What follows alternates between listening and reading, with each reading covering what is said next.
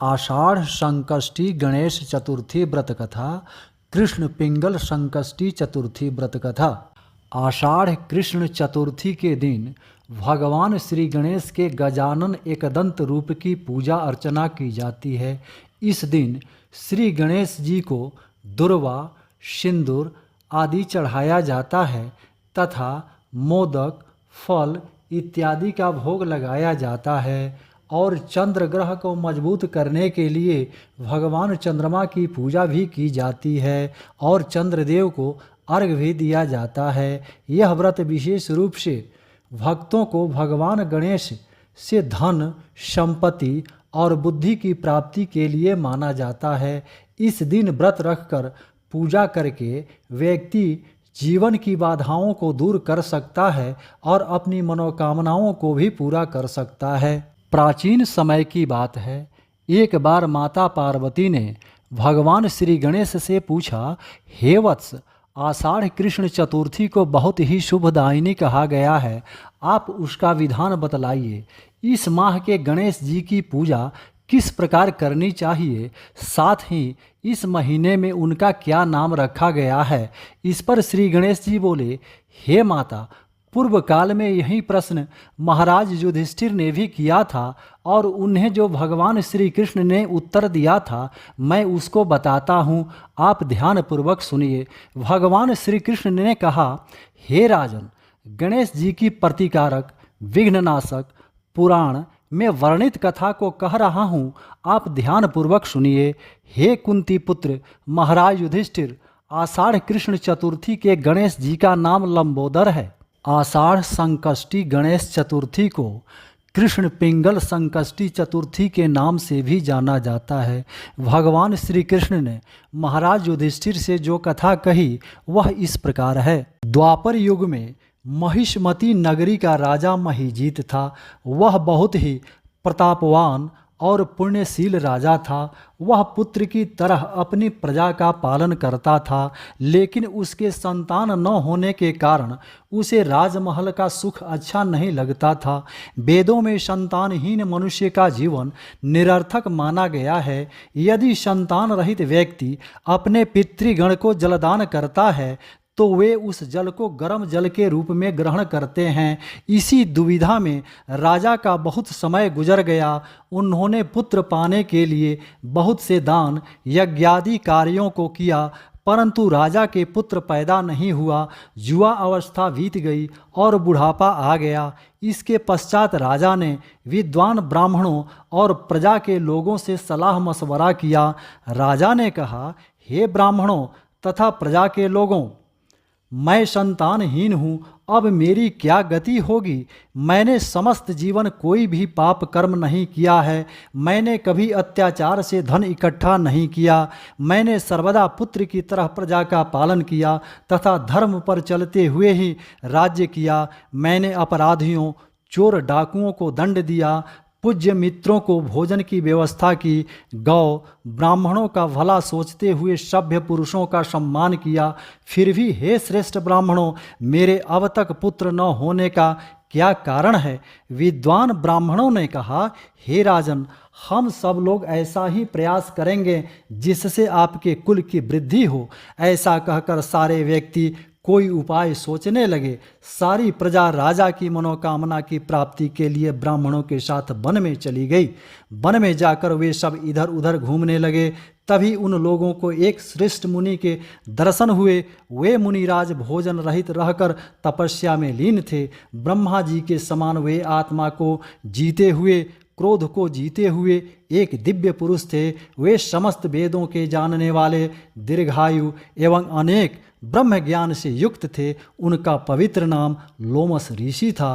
प्रत्येक कल्प के अंत में उनका एक एक रोम गिरता था, अतः उनका नाम लोमस ऋषि हो गया था। ऐसे तीनों कालों के जानने वाले महर्षि लोमस को उन्होंने देखा। सब लोग उनके पास गए। उचित प्रार्थना एवं नमस्कार आदि के पश्चात सब लोग उनके सामने खड़े हो गए। मुनि को देखकर सभी लोग प्रसन्न होकर आपस में कहने लगे, हम सबको भाग्यवश ही ऐसे मुनि के दर्शन हुए हैं, इनके उपदेश से हम सभी का कल्याण होगा।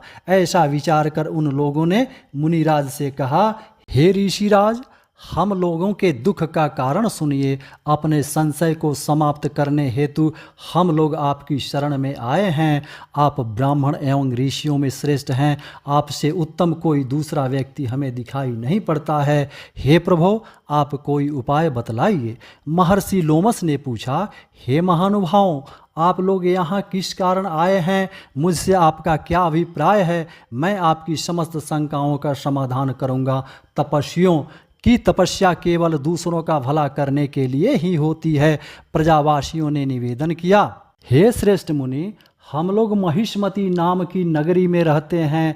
हमारे राजा का नाम महिजीत है। वे ब्राह्मणों की रक्षा करने वाले धर्मात्मा, दानवीर, पराक्रमी एवं मृदुभाषी हैं। उन्होंने हमारा पालन पोषण किया है, परंतु आज तक राजा के कोई संतान पैदा नहीं हुई है। हे प्रभु, माता एवं पिता तो केवल जन्म देने वाले होते हैं, किंतु राजा ही वास्तव में उनको पालने एवं उनकी उन्नति करने वाला होता है। उसी राजा के हेतु हम इस घने वन में आए हैं।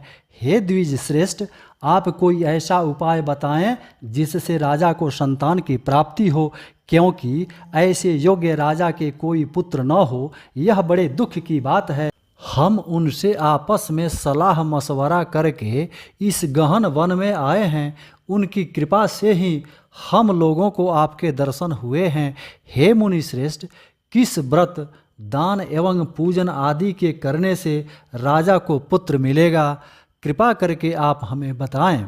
प्रजावासियों की यह बात सुनकर महर्षि लोमस राजा की भलाई के लिए कहने लगे कि हे द्विजों, आप लोग ध्यान से सुनिए। मैं संकट नाशक व्रत को बता रहा हूँ। आषाढ़ कृष्ण चतुर्थी के दिन एक दंत गजानन नामक गणेश की अर्चना करें। पहले कही हुई विधि से राजा श्रद्धा युक्त होकर व्रत करें तथा ब्राह्मणों को भोजन कराएं और उन्हें वस्त्र का दान करें। गणेश जी की अनुकंपा से उनको अवश्यमेव पुत्र की प्राप्ति होगी। महर्षि लोमस के ऐसा कहने पर सभी लोग हाथ जोड़कर उठ खड़े हुए और सिर झुकाकर उनके चरणों में प्रणाम किया। तत्पश्चात सभी लोग नगर को लौट आए। वन में जो कुछ हुआ उन सभी घटनाओं को प्रजावासियों ने राजा को बताया। प्रजावासियों की यह बात सुनकर यशस्वी एवं निर्मल बुद्धि वाले राजा बहुत ही प्रसन्न हुए और उन्होंने श्रद्धापूर्वक भक्ति से विधिवत गणेश चतुर्थी का व्रत करके ब्राह्मणों को भोजन कराकर वस्त्रादि दान में दिए। कुछ समय पश्चात रानी सुदक्षिणा के गर्भवती होने के बाद श्री गणेश जी की कृपा से राजा के यहाँ एक सुंदर और सुलक्षण पुत्र उत्पन्न हुआ। राजा ने समस्त नगर वालों को संतुष्ट करके पुत्रोत्सव किया। राजा महिजीत ने ब्राह्मणों को धन तथा रत्नादि देकर पूर्ण रूप से प्रसन्न किया। श्री कृष्ण जी कहते हैं, हे राजन, यह ऐसा ही प्रभावकारी व्रत है। जो मनुष्य इस व्रत को श्रद्धा सहित करेंगे उन्हें संसार के समस्त सुख मिलेंगे। हे महाराज, आप भी इस व्रत का विधि पूर्वक आचरण कीजिए। श्री गणपति जी की कृपा से आपकी सभी मन की इच्छाएं पूरी होंगी। आपके शत्रुओं का नाश होगा तथा आप अचल राज्य के स्वामी बनेंगे। हे समस्त नृपों में श्रेष्ठ महाराज युधिष्ठिर, जो पुरुष इस व्रत को करते हैं वे चाहे ऋषि हों अथवा विद्वान, उन्हें निर्विघ्न पुत्र पौत्रादि की प्राप्ति होती है। जो व्यक्ति श्री गणेश जी की व्रत कथाओं को सुनते हैं अथवा सुनाते हैं उनके समस्त कार्य पूर्ण होते हैं तथा उनकी मनोकामनाएं पूरी होती हैं। जय श्री गणेश जी की, जय माँ पार्वती, जय श्री कृष्ण, राधे राधे।